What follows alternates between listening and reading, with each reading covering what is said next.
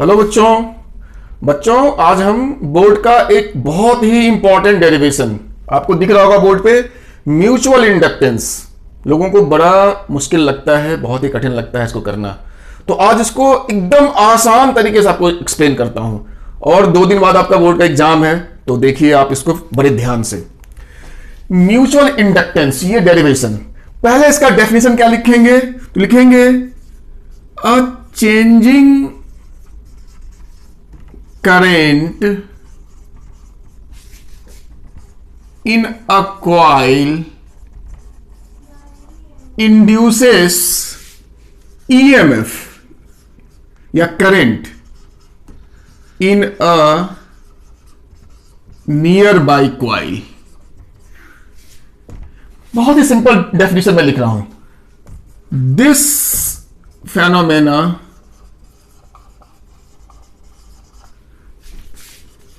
is called mutual induction।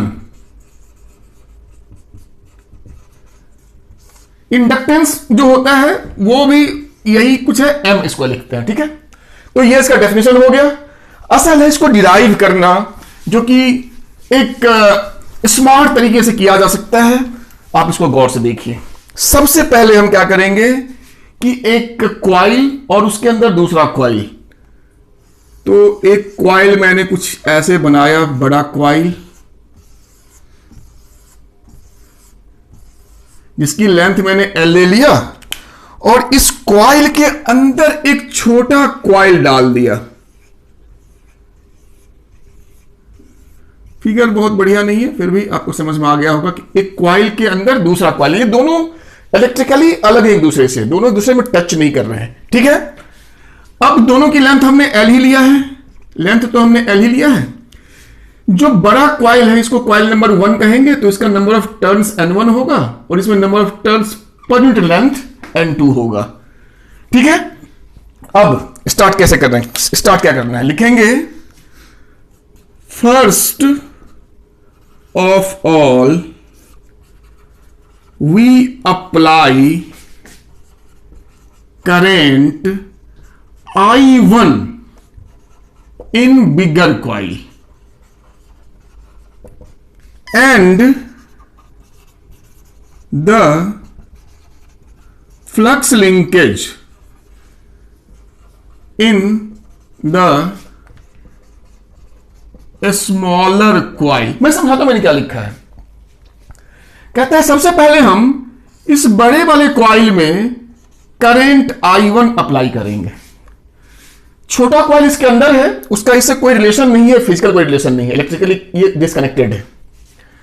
तो जब हम इस बड़े वाले कॉइल में करंट डालेंगे, तो देखो भाई ये तो सोलेनॉइड है ना, ये कॉइल, इसमें जब करंट जाएगा तो इसके अंदर क्या, इसके अंदर मैग्नेटिक फील्ड बनेगा, ऐसे इसके अंदर मैग्नेटिक फील्ड बनेगा इस करंट की वजह से। तो इस छोटे क्वाइल जो कि इसके अंदर रखा हुआ है, इस क्वाइल में इस बड़े वाले क्वाइल का फील्ड घुसेगा।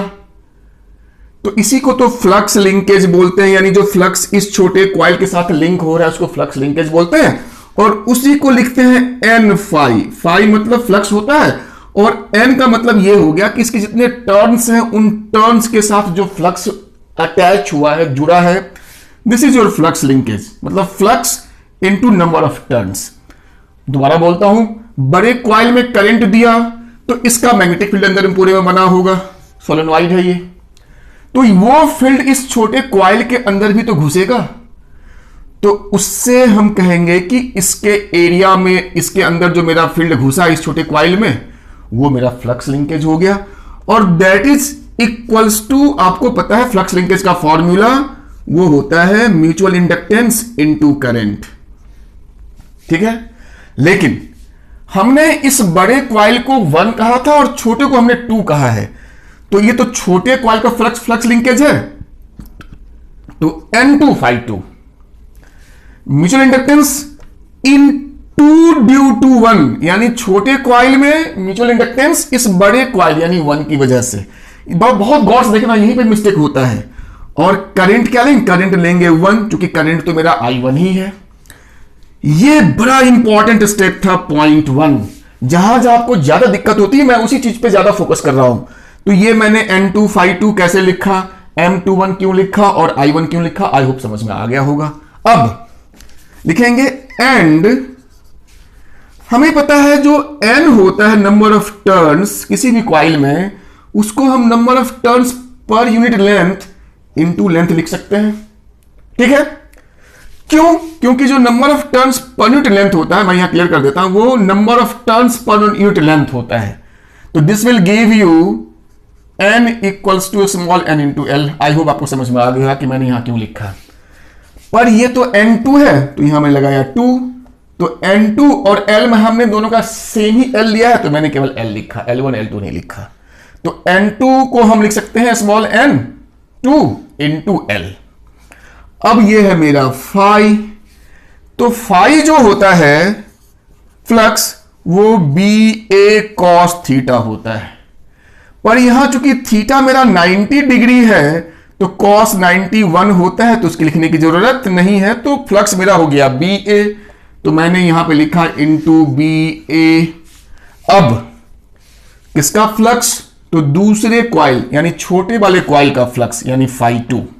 बहुत गौर से देखना, यही असल चीज है इस पूरे डेरिवेशन में, यही समझ में नहीं आता है। तो phi2, तो अब देखो B में क्या लिखेंगे, 1 या 2? तो B मेरा होगा 1 और A होगा 2। कितनी छोटी छोटी चीजें हैं, बहुत ही ज्यादा ध्यान देने वाली चीज है। कौशल B1 क्यों?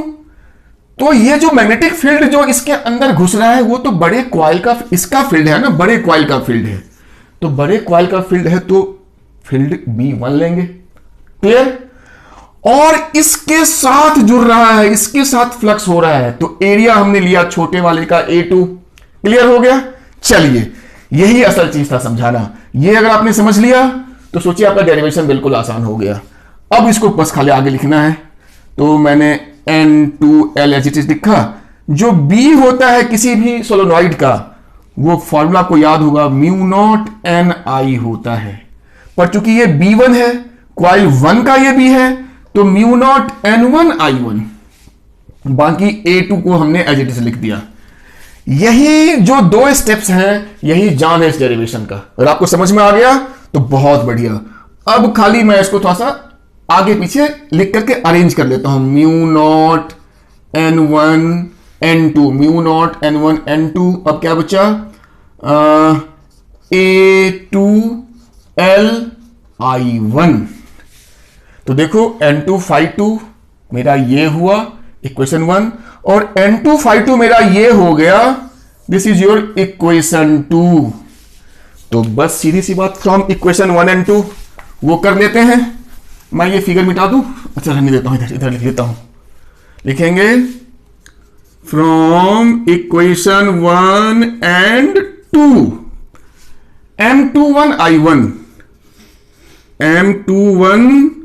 I1 इक्वल्स टू ये पूरा term mu naught N1 N2 A2 L I1 cut हो गया, तो मेरा फाइनली बचा M21 यानी म्यूचुअल इंडक्टेंस इन 2 यानी अंदर वाला due to 1 mu naught N1 N2 A2L। ये हमने अंदर वाले कॉइल में बाहर वाले कॉइल की वजह से निकाल लिया। ठीक है, अब कहानी को उल्टा करेंगे, इसको यहां ऐसे रहने देते हैं, इसको मिटाएंगे नहीं, बाकी सब चीज मैं मिटा देता हूं, फिगर रहने देता हूं। अब क्या करना है, क्योंकि म्यूचुअल की बात हो रही है, तो भाई जब इसकी वजह से इसका हमने निकाल लिया, तो अब छोटे वाले की वजह से बड़े वाले का निकालेंगे, तभी तो म्यूचुअल होगा। तो कहेंगे नाउ वी अप्लाई करेंट, क्या I, लेकिन I2 इन छोटा स्मॉलर कॉइल, छोटा कॉइल, एंड अब हम इस कॉइल में करंट देंगे, इस रेड वाले में। अब इसकी वजह से, अच्छा ये करंट हमने हटा दिया है, ये ध्यान रखना, ये करंट हमने डिस्कनेक्ट कर दिया है। अब हम इसमें कनेक्ट कर रहे हैं करंट को छोटे वाले में, तो अब हम देखेंगे कि बड़े वाले में क्या फ्लक्स लिंकेज होता है, इसके साथ कितना फ्लक्स जुड़ता है, और फिर हम उसका ये निकालने की कोशिश करेंगे और फिर मैच करवाएंगे, दोनों को कंपेयर करेंगे। तो now we apply current I2 in this छोटा coil and the flux linkage in bigger coil. देखो बिल्कुल मैंने पिछले वाले जो अभी किया था उसका मैंने रिवर्स कर दिया और कुछ नहीं है। तो मैंने अगेन लिखा N5, लेकिन बड़े वाले में तो N1 phi1 equals to M ही लिखा, लेकिन बड़े वाले में छोटे वाले की वजह से, यानी यहां 2 1 था तो यहां मैंने 1 2 लिखा। और करंट जैसा आपको पता है छोटे वाले का करंट 2 होगा, इसमें हमने जो करंट डाला था वो I2 डाला है, I2। तो I2 this is your, again इसको इक्वेशन हमने 3 लिखा, 2 तो हमने पहले लिख लिया था, इसको आप 1 ही लिखो ना, अभी मिटा दिया है वो, तो इसको 1 ही लिखो, इक्वेशन 1, ठीक है। एंड देखो मैं सेम प्रोसेस को रिपीट कर रहा हूं, फिर मैं लिखा n तो होता है n इंटू एल, पर ये n1 है तो n1 इंटू L1, पर L तो दोनों का सेम है तो हमने L ही रहने दिया। अब लिखा मैंने phi, तो phi मेरा होता है B इंटू ए, पर ये तो phi1 है। तो अब यहां पे भाई फील्ड तो छोटे वाले का होगा, करंट तो छोटे वाले में है, तो B2, और फ्लक्स हमें निकालना है बड़े वाले में, तो यहां पे क्या लिखेंगे A1, ठीक है। हमने यहां पे क्या लिखा A1, और सबसे बड़ी गलती हम यहीं पे करते हैं, या जिन्होंने रट लिया है उनको ये कभी नहीं समझ में आता है कि यहां पे A1 नहीं लिख करके सब जगह लोग A2 क्यों लिखते हैं। भाई जब हमने छोटे वाले कॉइल का जब हमने फ्लक्स निकाला था अभी पहले, तो हमने इसका एरिया लिया था A2 फ्लक्स के लिए, वहां तक तो कोई दिक्कत नहीं थी। जब हम बड़े वाले कॉइल का फ्लक्स निकाल रहे हैं तो उसका एरिया हमें लेना चाहिए था A1, और मैंने A1 लिखा भी था, फिर मैंने आपको रोका और फिर मैंने उसको काट के A2 किया। एरिया छोटे वाले का क्यों ले रहे हैं, यहीं पे आके हमारी गाड़ी जनरली अटकती है। तो मैं आपको समझाता हूं कि हमने A2 ही क्यों लिया, A1 क्यों नहीं लिया। उसका रीजन क्या है कि जब हम छोटे वाले कॉइल में करंट डालते हैं तो इसके अंदर मैग्नेटिक फील्ड बनेगी, क्योंकि इसके अंदर करंट है, और ये फील्ड बाहर से ऐसे घूम करके ऐसे आएगी, ऐसे घूम के ऐसे आएगी। तो ये जो बड़ा वाला कॉइल है, ऑल्दो उसका एरिया तो है मेरा, उसका एरिया तो तुम्हारा इतना बड़ा है, उसका एरिया है क्रॉस सेक्शन एरिया, लेकिन गौर से देखो ये फील्ड तो केवल छोटे वाले एरिया को ही क्रॉस कर रहा है, ये तो इस पोर्शन में या इस पोर्शन में तो आ ही नहीं रहा है। तो जब बड़े वाले का टोटल एरिया यूज ही नहीं हो रहा है, जो मैग्नेटिक फील्ड है वो छोटे वाले कॉइल के थ्रू ही पास हो रहा है, जिसके बाहर बड़ा वाला है, तो एरिया हम बड़े वाले का नहीं लेंगे, क्योंकि ये सारा जो पोर्शन है ये खाली है, इसमें कोई मैग्नेटिक फील्ड नहीं है, केवल छोटे वाले का जो एरिया है उतना ही मैग्नेटिक फील्ड है। यही रीजन है कि हम जो एरिया है बड़े वाले का नहीं लेकर के बड़े वाले केस में भी छोटे वाले का लेते हैं। आई होप समझ में आ गया होगा। यही सबसे इंपॉर्टेंट चीज थी कि यहां पे भी A2 लेना है, A1 नहीं लेना है। अब मैं आगे बढ़ूंगा, अब तो इस डेरिवेशन में कुछ नहीं बचा, अब तो खाली बस चीजें रिपीट होंगी। N1L B2 है, तो किसी भी सोलोनॉइड का जो B होता है वो μ0 Ni होता है, ये 2 है तो N2 I2 हो जाएगा, बाकी ये A2 था ही, इसी को थोड़ा सा अच्छे से लिख दो, μ0 N1 N2 L A2 I2, this is your equation 2। N5 equals to this, N5 equals to this, तो दिस इक्वल्स टू दिस। मैं दोबारा से करूंगा तो मैं यहां लिखता हूं M12 I2 equals to μ0 N1 N2 L A2 I2, I2 cut हो गया, तो M12 तुम्हारा हो गया μ0 N1 N2 L A2। अब देखिए मजे की बात, मैं सबको मिटा देता हूं सिवाय इन बॉक्सेस को छोड़ करके। अब देखिए M21 μ0 N1 N2 A2 L, M12 μ0 N1 L2 A2L ऐसे लिखो, बात बराबर है। तो दोनों तो सेम आ गया, M21 भी ये है, M12 भी ये है।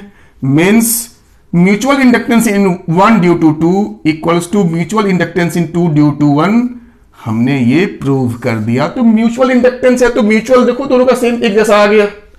इसी को आप चाहें तो केवल M से डिनोट कर सकते हैं। मतलब जो मेरा N1 है उसको हम केवल Mi2 लिखेंगे, और जो N2 था अभी जो पीछे हमने यहां पे लिखा था वो केवल Mi1 हो जाएगा। M12 या M21 नहीं लिखना है क्योंकि ये म्यूचुअल है।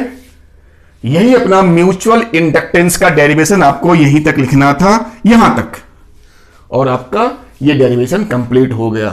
तो बड़ा ट्रिक था यहां पे, ये स्टेप मैंने पहले समझाया था, ये कैसे लिखा उस समय असल चीज था। A2 में लोग फंसते हैं। तो बच्चों आपको ये समझ में आ गया होगा। अब इसमें एक फाइनल चीज मैं करके दिखा देता हूं, वो होता है कि ये म्यूचुअल इंडक्टेंस तो हमने सीख लिया, लेकिन भाई इसमें जब हमने करंट दिया बड़े वाले में तो छोटे वाले में कितना EMF इंड्यूस हुआ, या छोटे वाले में करंट दिया तो बड़े वाले में कितना EMF इंड्यूस हुआ, ये असल चीज है। तो ये मैं आपको फाइनल निकाल दिखा देता हूं। वैसे आपको डेरिवेशन यहीं तक करना था, वो इसका एक एडिशनल पार्ट है, पर मैं कर देता हूं। वो क्या था, वो है आपका induced EMF in the coils. Induced EMF in the coils. तो अगर मैं पहले क्वाइल की बात करूं तो फ्रॉम फैराडे लॉ जो इंड्यूस्ड EMF होता है -N dφ/dt होता है। पहला क्वाइल है तो E1 N1 φ1 लिख दिया। अब गौर से देखो तो N1 φ1 बीच में तो D है, इसको साफ लिख सकते हैं। तो N1 φ1 मेरा तो है Mi2। तो भाई आपको इतना तो पता होगा, M यहां लिख दिया, I को D के साथ लिख दिया अपॉन dt। सिंपल कि E1 मेरा हो गया, मैं तो साफ साफ लिखता हूं -M di2 अपॉन dt। और बिल्कुल ऑब्वियस है, लोग यहां पे कभी कभी सोचते हैं कि I1 है तो यहां पे E1 है तो यहां पे I1 होता है। नहीं नहीं नहीं, E1 मतलब पहले वाले बड़े वाले क्वाइल में इंड्यूस्ड EMF। तो किसकी वजह से, छोटे वाले की वजह से। तो करंट तो इसमें I2 था छोटे वाले में, तो करंट I2। एंड सिमिलरली जो E2 होगा इसी तरीके से आप सॉल्व करेंगे तो -M बोलो क्या होगा, di1 अपॉन dt। बस यही था फाइनल इसका। अच्छा डेरिवेशन है, आप इसको पक्का करेंगे। चलिए